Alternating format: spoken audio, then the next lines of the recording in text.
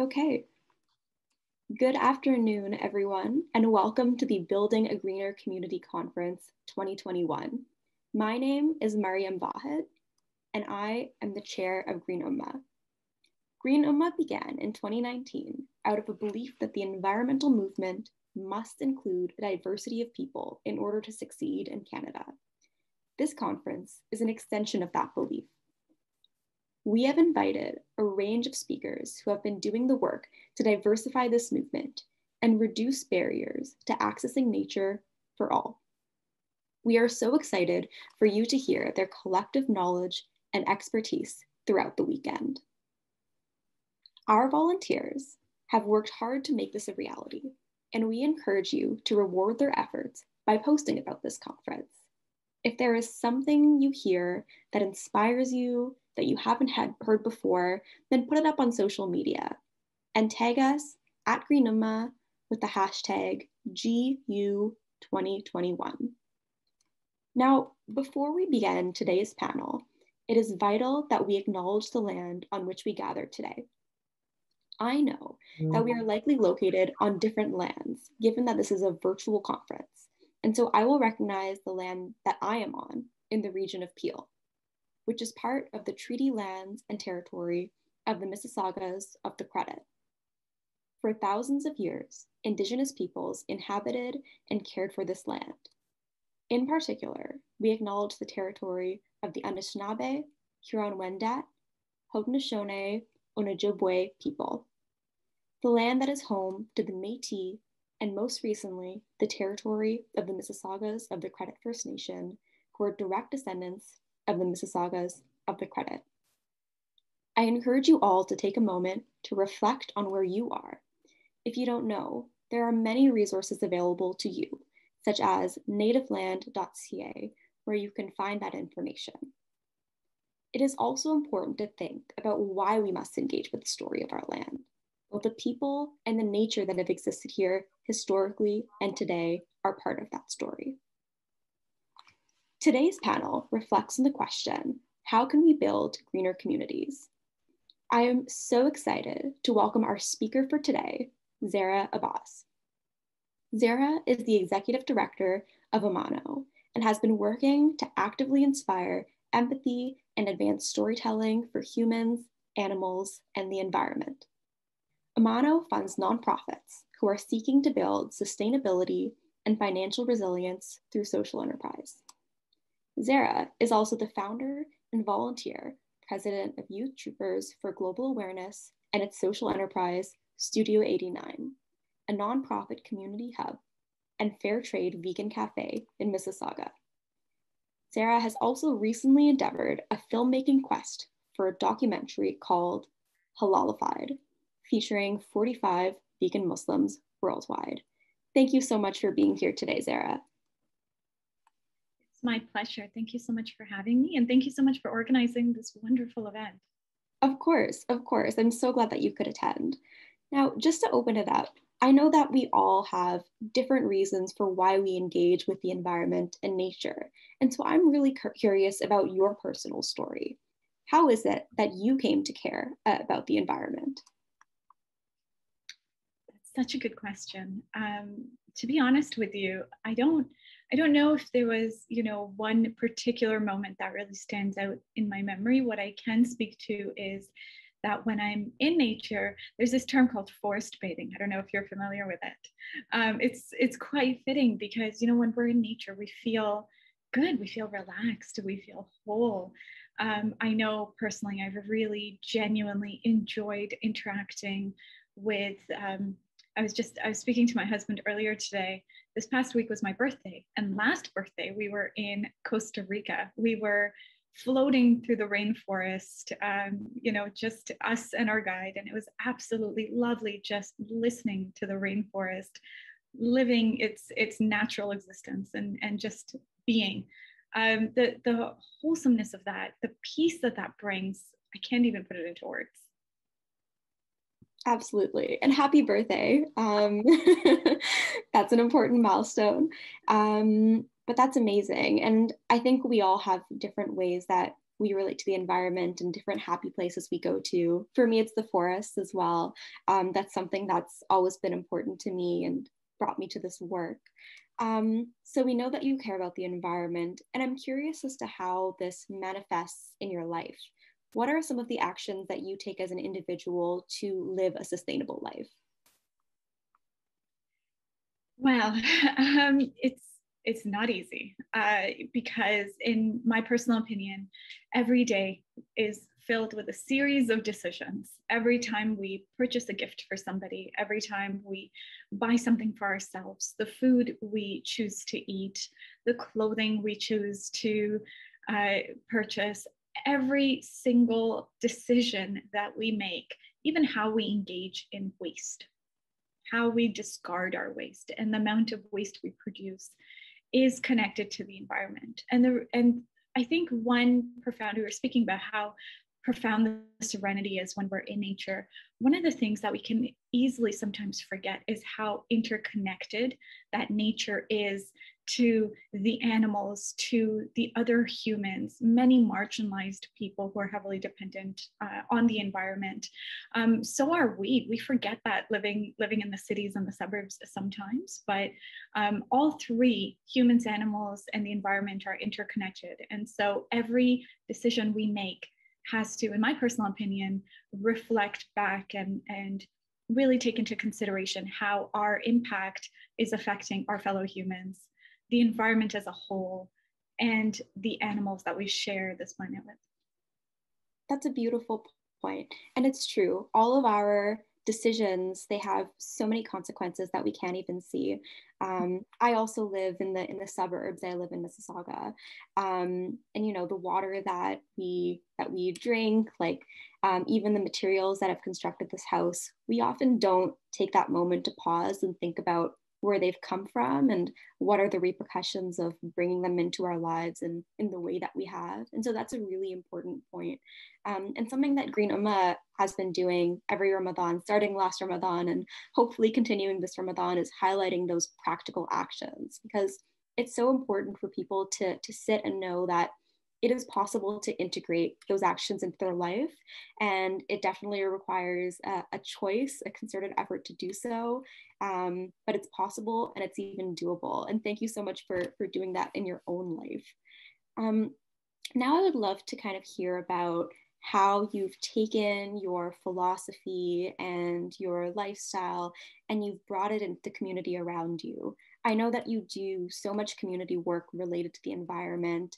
And I know that, you know, so many of our audience is probably thinking about how can we bring this environmental mindset into our own lives. And so I'm curious, what inspired you to take action on the environment in your community, and what did that action look like?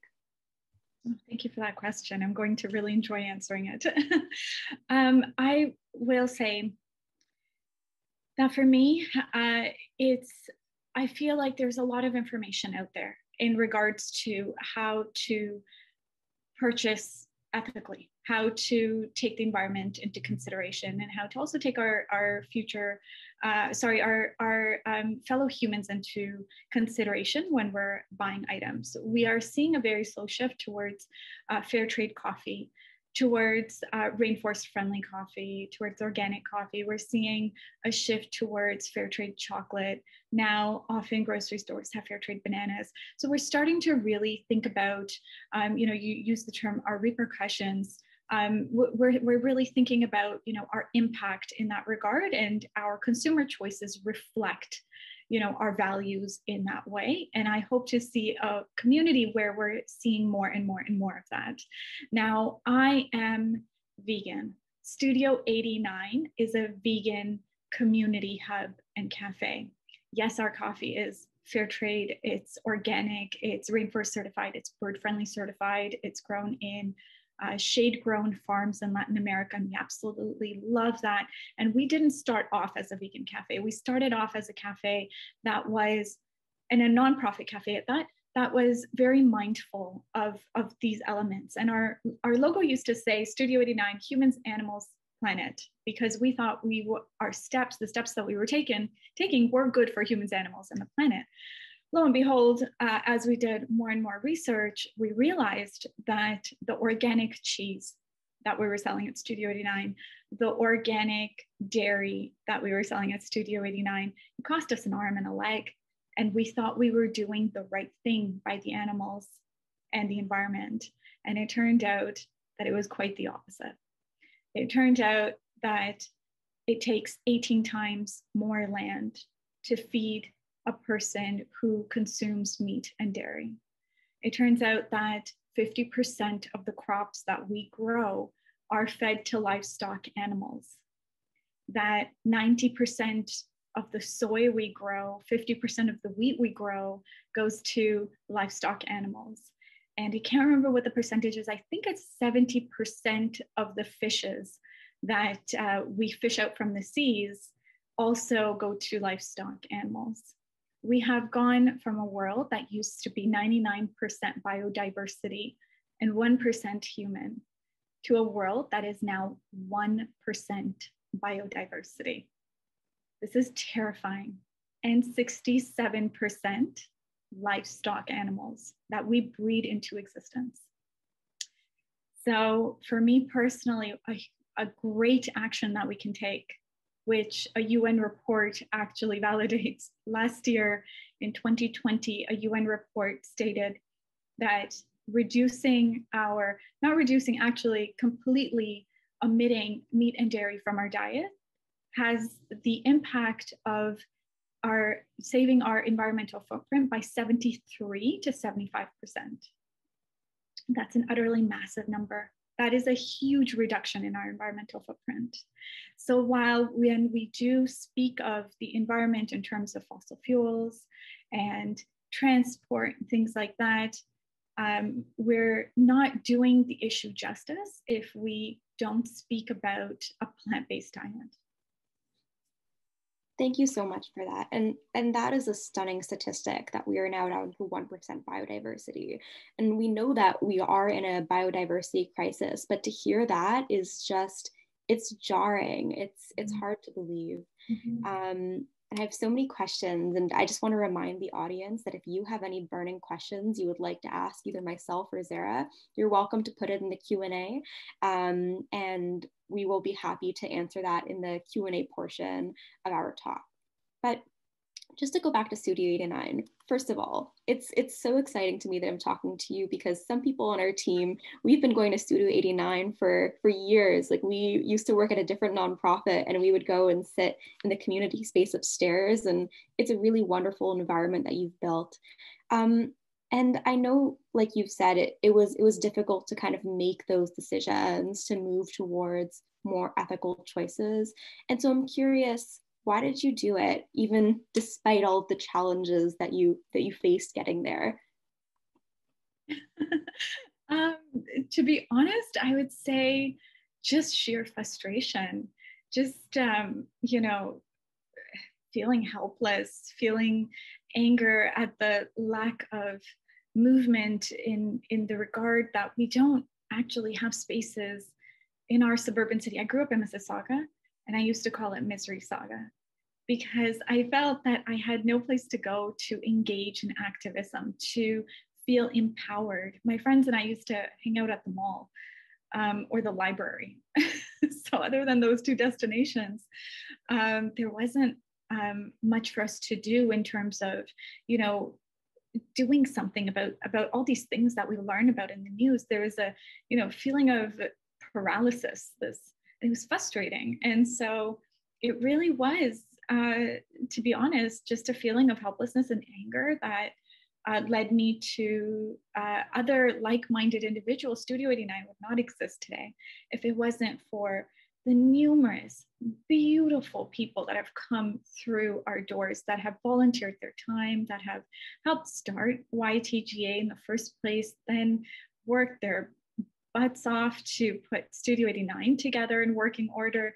And it still today relies heavily on volunteers and the goodwill of the community.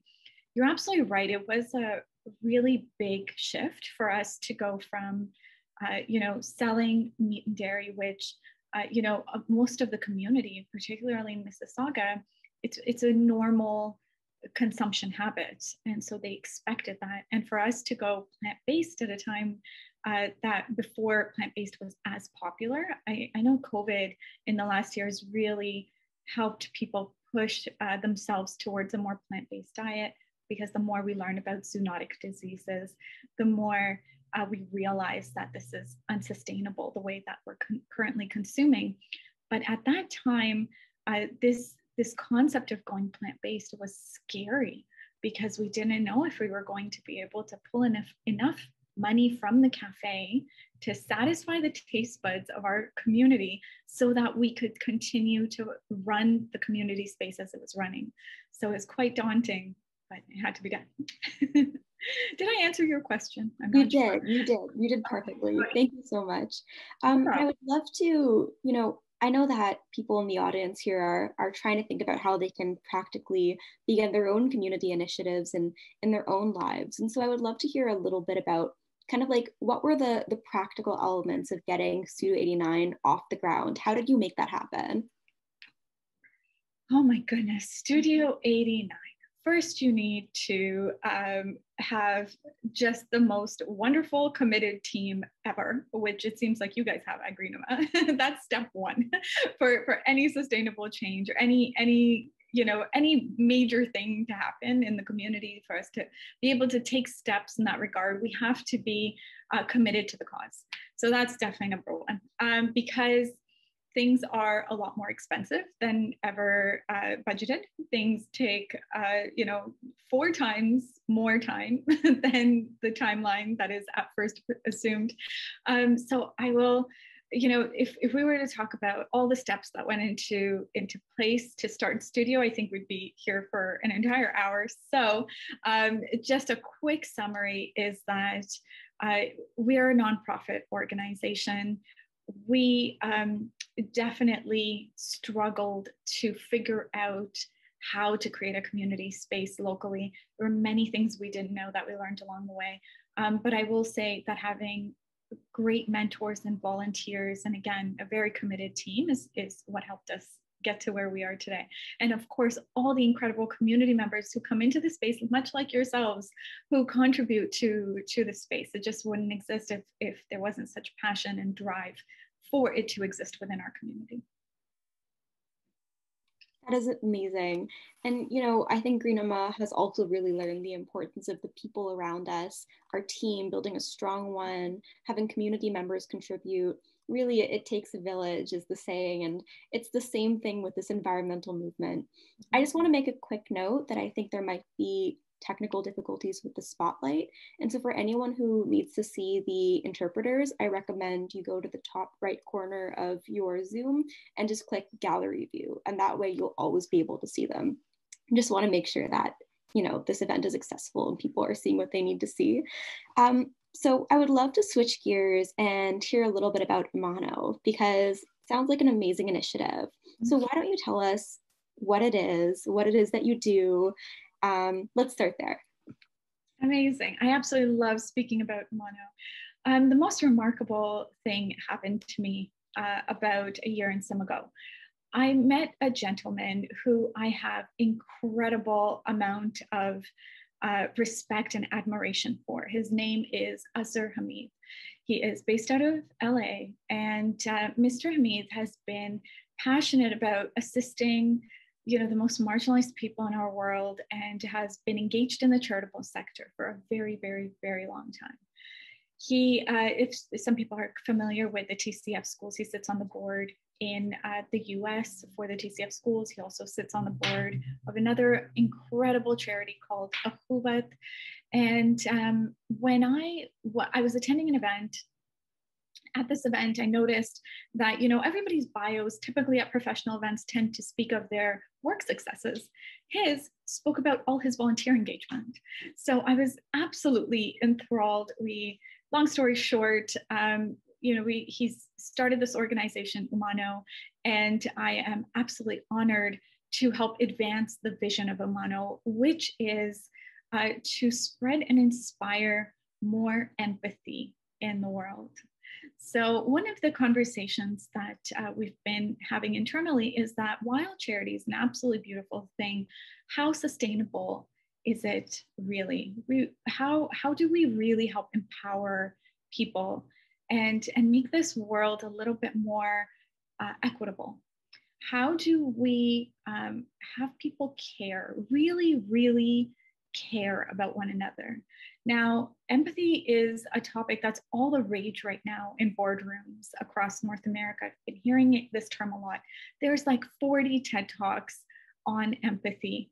However, research shows, and this is multiple universities have done research on empathy, and it indicates that empathy is actually reducing in the world. We're actually losing empathy. And that's very troublesome because we have so much work to do, right? So we have to care about one another. Now, to inspire and build empathy, storytelling is a key component. And so telling the right stories is something that we're really, really passionate about. Another thing that we're doing, which is, I would say, almost one of the greatest things we're doing, is we're funding initiatives worldwide that are helping humans, animals, and the environment in some capacity, and ideally all three, because this holistic model really is the most sustainable. We are actually looking at ways of inspiring change makers within the community to incorporate with ease tools that help build empathy within the demographics that they're working for. So their volunteers, their staff, the clients they're helping, no matter where they are in the world, we want to help infuse that into the work of making change happen. And so in short, that is Umano. That philosophy really resonates with me. I think that empathy should be central to everything that we do, for sure. Because I believe in Green Umma, we also believe about the importance of those connections and those relationships in pushing forward the environmental movement, be it with people or even with nature itself, and making the time to kind of see nature as a living thing and develop that relationship. I think that is so important. So I'm curious, you mentioned that you support different initiatives. What does one of those initiatives look like? Could you describe it to us? Oh, yes, absolutely. Very exciting, and something that's so close to Studio 89. There's this one initiative on an island in Indonesia. This island is, a very, it's untouched by tourism for the most part. The local community there doesn't have accessibility to the internet the way we do here. There is a young lady by the name of Dewey who is creating, essentially, she was just running her own project. She wanted to live in a carbon negative or carbon neutral way. And so she started this permaculture project for herself, where the water that she's using for washing dishes is the same water that's feeding her plants and vegetables and fruits and all of that. And so as she started becoming more and more sort of independent like this, some of the villagers sort of came to her and said, can you teach us what you're doing here? And she started teaching the young girls. She started teaching kids. They started sending their children over to her. So she said, I'm happy to teach, but I would love for you to collect the garbage, collect the plastic from around here, because she found that, plastic is a novelty for them. They love having like chips and plastic bags, but then they would discard that plastic, and they're dependent on the waters for the fishes, but then they would also be polluting those waters with this plastic. And so she thought, we need to do something about this. So she had them bring their plastic, to pick up all the plastic and bring that as a form of payment to her, to learn from her. And so she started collecting these eco bricks. Now she's got this absolutely wonderful initiative running. She's got more and more students coming to her. So she applied for funding with Umano so that she could actually build a self-sustainable model. She's actually building a vegan cafe on this little Indonesian island. And this cafe is completely, so I look at the studio model, I'm like, wow, I wish we could be there one day, because they're making authentic Indonesian dishes the plant-based ones and the plant-based versions of them. And they are also running the center in a carbon negative way, which is just absolutely phenomenal. And it's a lovely center for education for all of the local villagers. Just a brilliant, brilliant model. We're so, so proud to support this model. We don't have our social media up and running properly yet, but I would encourage anyone that's interested in following Dewey's story or anybody else's that we are supporting to please follow our Facebook page and our Instagram. And like the post will come soon because we're just in the middle of hiring a marketing person. so we're just kicking off, nascent organization in our infancy. That's amazing. And we'll be sure to make sure that your social media pages are on our social media so that everyone who wants to learn more will be able to access it. But that's an amazing story. I really love how those relationships and that storytelling is very visible even in that initiative. So that's amazing, and good for you for supporting that work and supporting people who are on the ground and want to carve their own way. That's also so important. So we have a couple minutes left of this portion of the event before we move into answering some of the superb questions that have been asked. So I think it would be really interesting to kind of hear your recommendations for our audience. And how do you think that they can work to create community spaces that prioritize sustainability and a care for the environment within their own communities, their own neighborhoods? Do you have any advice? I do. Thank you. I think that, we have a lot of spaces that already exist. I think we need to really contemplate how we can convert those spaces in order to respond to our needs. And I think that one thing that we can all do, I'm going to bring us back to what I was saying in regards to the UN report. In order to reduce our personal footprint, we absolutely need to be plant-based. We need to change our diets, but we don't just need to be plant-based. I think that we need to be vegan. We need to be conscious of, the makeup that we're buying is attested on animals. Are animals kept in cages for absolutely in horrendous conditions for a very, very long time, for years on end, and tortured so that we can test things on them that at the end of the day don't actually result in any useful scientific information for us. This is proven. So one thing that I would recommend is to expand our knowledge. In the Muslim community specifically, I feel that there's a lot of just missing information when it comes to care for the environment and care for the animals. Last year in Ramadan, not past Ramadan, the Ramadan before that, Studio 89 actually did an event called the Interfaith Zero Waste Plant-Based Iftar. And it was one of the best events we've ever hosted because we had an entire section on our impact on the environment. We had an entire section on how to live a waste, or at least as close to a zero waste life as possible. And of course, we had a huge piece on animals. And Islam is so beautifully clear on the value, on the compassion that we're supposed to have as Muslims for animals, which has completely been lost today as we halal wash and Islam wash our consumption. And as far as I'm concerned, that's just not acceptable. So I'd really, really encourage everyone to really engage critically, to really, take the time to learn about why veganism is a more ethical lifestyle. And I know there's all sorts of stereotypes out there about vegans, but I would encourage you to consider that there's a lot of stereotypes out there about Muslims. So we have a lot of work to do together. So I'd encourage you to join on Facebook. If you're on Facebook, the Vegan Muslim Community, it's a really great group to learn from and to engage in dialogue. And something that a local Canadian nonprofit really recently started, which has been absolutely phenomenal for my personal growth and learning, is the Animal Justice Academy. The Animal Justice Academy is a 6-week course, and it is one of the most extraordinary courses I've ever gone through in my life. So I highly, highly recommend it. It was put together by local lawyers, actually, from Toronto. So those would be my tips and tricks.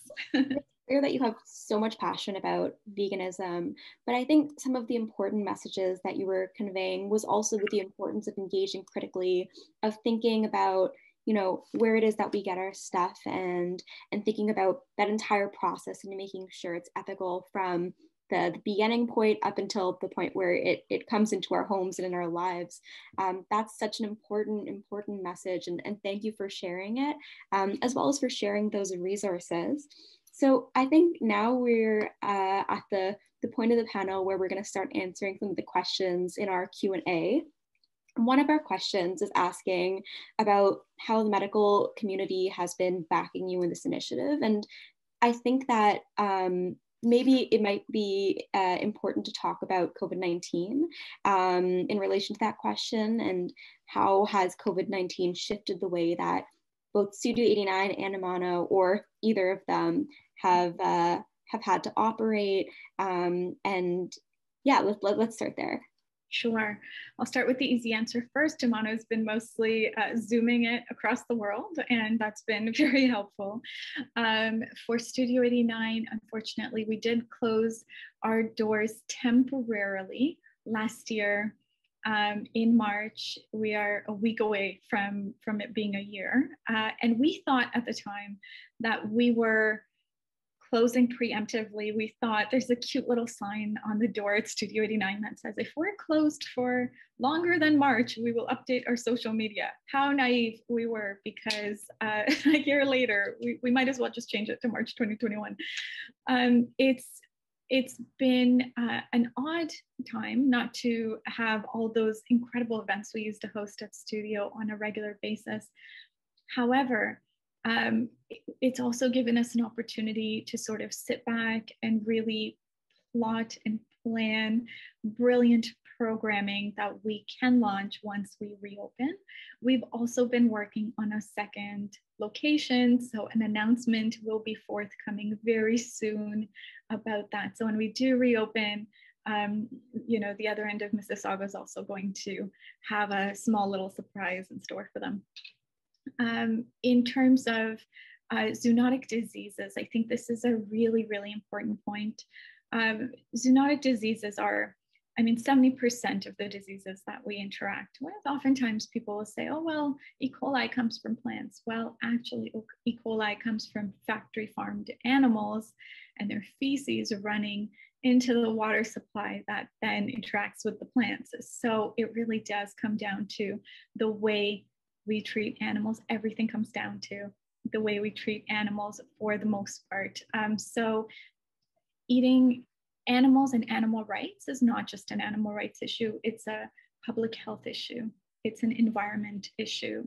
Many people don't realize that the greenhouse gas emissions that come from animal farming actually is more than the entire world's transportation system combined. And according to the UN, the world's largest oil companies combined. So the fact that our leadership isn't addressing this issue enough is really disheartening. The fact that we're actually not addressing it at all is really disheartening. And I really hope to see the Muslim leadership take charge of what's happening and really start forming some opinions and giving some lectures around this, because it's a very important topic that's being ignored right now. For sure. And I think that is the reason why forums like the Green Ummah Conference exist, is we're trying to fill that gap and create the space to have these conversations within the Muslim community, because there are so many conversations to be had about how both at an individual and at a community level, we can work to integrate nature and ethical consumption into our everyday lives. That's so important. I'm so excited to hear that Studio 89 will be expanding, and excited to hear that you've used COVID-19 as a space to really think about your programming. At Green Ummah, we're also doing a similar thing where, we've had a 1 year of space for our team to have these conversations about what is the impact that we would like to make. And we've developed a virtual curriculum project that addresses some of the things that have been brought up in this panel that will be released as well in a year. And so I'm so glad to hear that you, as well as us, are taking this opportunity and making the most of it, which is, I guess, all that we can do, for sure. I have another question in the Q&A, and it is so clear that you're passionate about veganism, and that's so important. But the question here is wondering if there's any advice you can give outside of veganism about how people can approach developing those relationships with nature or with sustainability and ethical consumption in their life. Mm-hmm.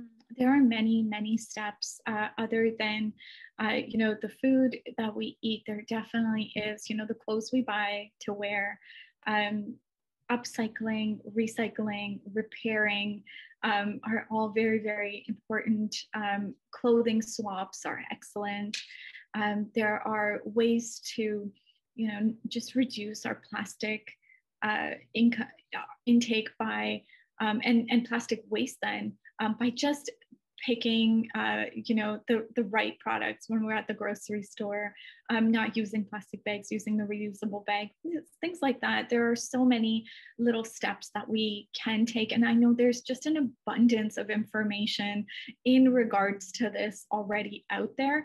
I think what we really need to do is just take action on these steps. I am amazed by how few of my friends recycle, for example. It's quite disheartening. It's such a simple process. The Peel Region's made it really easy for us, at least for those of us that are in Peel, to be able to read these pamphlets or go on the website and know exactly what goes in compost and exactly what goes in recycling. It's so simple. It should be our most basic perfunctory action. It should just be instinct for us at this point. I don't know why mosques don't do a better job of composting, recycling, teaching about composting and recycling. And of course, the products that we buy, every single item that we purchase, every single item is a vote for the kind of world that we want to live in. It's, every dollar, we might think that it's very innocuous, it's so small, it doesn't matter. But at the end of the day, it's a statistic, and we're all statistics. So we all have to vote with our purchasing power for the world that we want to see. So I'd really, really encourage everyone to take the time to consider, every time you're spending money, how does this contribute to the world, or how does it hurt the world? We really need to be conscious of the hurt that we're causing. We're all causing it because we're all consumers. So we have to really consider how much pain are we causing. For sure. That's so important. And I think that it's true that many mosques face barriers, whether it's a knowledge gap or maybe even a funding gap, because sometimes that switch to fair trade is quite expensive, and our community is at times underfunded. And so there are so many reasons why, but you're right, the time is now to act on this and to start making these changes in our lives to become more sustainable.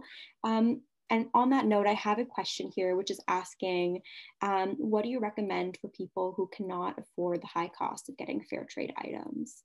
Oh, such a good question.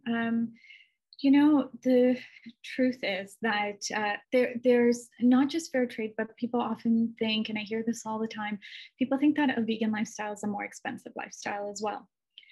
The truth is that we tend to, as a society, generally speaking, we tend to overconsume. We eat a lot more than we need to. We consume a lot more than we need to. We buy a lot more things than we need to. And so I would say to, if you have a certain budget, you can work within that budget and just make different choices while, buying specialty plant-based ice cream, for example, dairy-free ice cream, might feel like, hey, this is more expensive. When you're not buying meat anymore, you are then saving money. You're then able to allocate that funding to a more ethical item. And so it really is just about creating a shift and not necessarily increasing your budget. I can tell you that when my husband and I went vegan, and I do not deprive myself of all the glorious plant-based options of ice creams and things out there. When we went plant-based, we actually, our grocery bill reduced quite significantly, even though we buy some of those more expensive items. So it's the same thing with fair trade. You know, you might spend a little bit more on the bananas, but then you'll spend a little bit less. And the good news is the grocery stores are full of things then that you can't eat when you're a little bit more conscious of your consumption and your footprint. So there's the environmental footprint, and then there's also the cruelty footprint. And I think that we need to be really, really conscious of both. For sure. And I think it's also important for people who, you know, veganism might feel like a really, really big step. And full disclosure, I'm also not vegan, but there are also things that you can do to slowly move towards it. I know that there are many South Asian people in this community.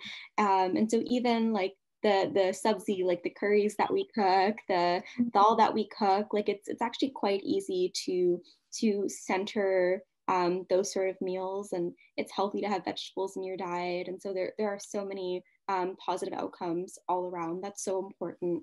I have another question here, and it's kind of more related to the community level.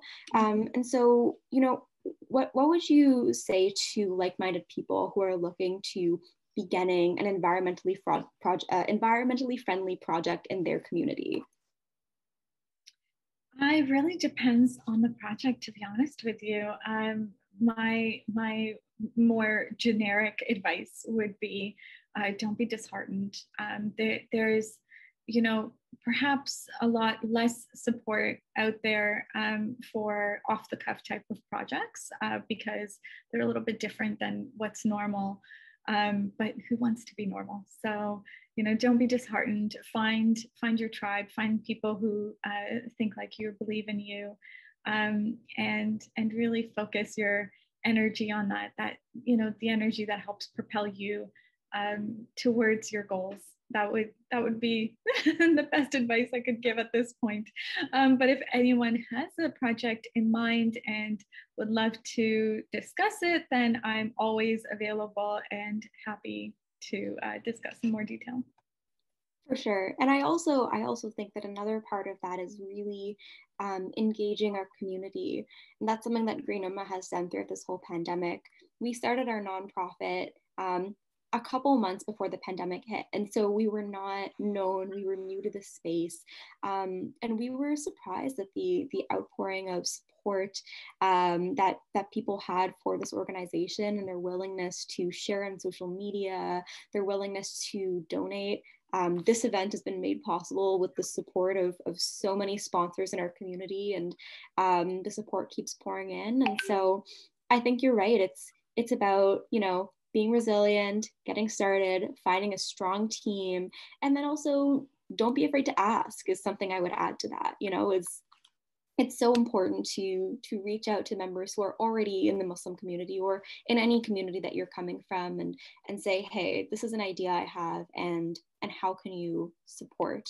So that's kind of what I would say to that as well.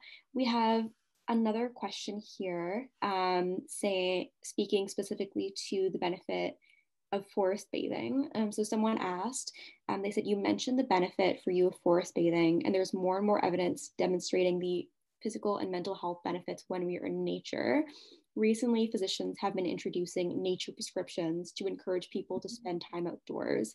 What are some of the barriers that you have observed to getting outdoors and enjoying these health benefits? Oh my, the barriers would definitely be number one. It's actually not easy unless you have a vehicle to get to some of those areas. So there's definitely a certain level of privilege sometimes that comes into play to access nature. And so as a society, I think that we really do need to, you know, make not just being around trees, but also being around animals a little bit more accessible. We've really done a great job of removing ourselves from nature. And while that's come with certain benefits to society, you know, we've built some beautiful cities here. It feels good to live in such clean and wonderfully built cities, there's definitely a downside. So I think that we need to support, those developers that are taking the environment into consideration, that are looking at building communities, not just buildings. And I think that, we also, what's incredible about the power that we have, even while stuck at home during this time, we have the ability to reach out and ask. We have the ability to reach out to our MPPs, our MPs, our city councillors. We have the ability to reach out to condo developers. We have the ability to, get involved and ask the right questions, and help promote and propel forward those that are, because there are some wonderful MPs and other public figures who are committed to bettering things, and they need our support. So the number one thing I think that we all need to collectively do is be more interested and be consistently interested. It's really it's really easy to, when we watch a quick documentary or something, for it to pique our interest, but we actually need sustained interest. We need sustained and consistent change within ourselves and within the actions that we take on a regular basis, is my opinion. For sure, for sure. And I think there's definitely two parts to this answer. And one part is everything that you've said about the importance of maintaining that sustained engagement and finding ways to bring nature into your own life. And there are so many ways we can do this. You can encourage your mosque to start a community garden, or start a garden in your own home, even if it's just dangling on the outside of your window. To have a plant and maintaining that connection is important. And I think the second part of it is absolutely, like you said, reducing those barriers, remembering that you have the power to influence elected officials, and reach out to them and say, hey, my vote also includes a vote for caring about the environment and making green spaces in urban areas and making them accessible. And so I think you've answered that beautifully. I see there's a question here that's to Green Ummah, which is asking if we're going to make an organization, a BC chapter. Thanks for that question. And yes, we are looking to slowly expand nationally. And I encourage you to continue following us on social media as we go through that journey. I think that we've answered most of our questions here. If anyone else has any questions, you have a couple minutes to ask them. But if not, I think we've covered a lot of ground in this panel, and you've brought some really important insights to this conference. And thank you so much for being willing to open it up with your story and the story of Amano and Studio 89. I'm definitely feeling inspired and ready for the rest of this weekend.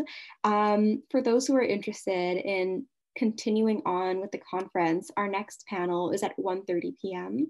and it's speaking specifically to Islam and the environment. And I think this addresses something that Zara has brought up about the importance of addressing that knowledge gap within the Muslim community. And hopefully that's something that we will be doing in our next panel. So I encourage you all to attend. And I think with that, I'm happy to wrap things up. There's been no more questions in the Q&A. But thank you so much for your time. Thank you. Thank you. Thank you for having me. Okay, great. And have a good day, everyone, and hope to see you all soon.